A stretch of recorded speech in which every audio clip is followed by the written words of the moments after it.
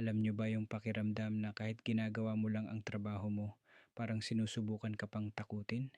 Ganito ang nangyari sa isang security guard sa isang opisina.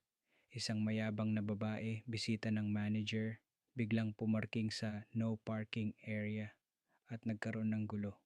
Paglalarawan ng insidente, ang security guard ay maayos na lumapit at sinabing, "No parking po tayo dito, ma'am."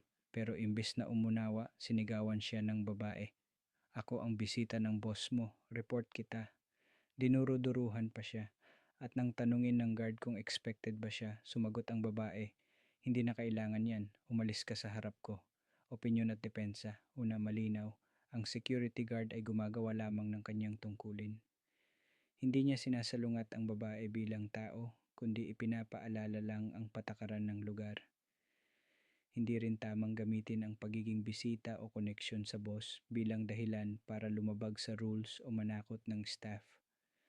Pangalawa, ang respeto sa trabaho ng security guard ay basic courtesy. Kung ang isang empleyado ay nagsasabi ng no parking, ito ay para sa kaligtasan at kaayusan ng lugar, hindi para manggulo. Ang behavior ng babae ay labag sa professionalism. Advice lang po para sa mga security guards. Manatiling kalmado at maayos sa pakikipag-usap.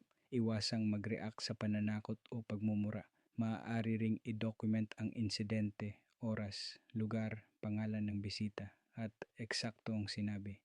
Ito ay proteksyon para sa iyo kung kailangan i-report sa management. Para sa mga bisita o sinumang tao, respeto sa rules at sa taong nagpapatupad nito ay hindi optional. Kung may issue, maayos na paraan ang pag-approach sa management. Hindi ito excuse para manakot o manigarilyo sa empleyado.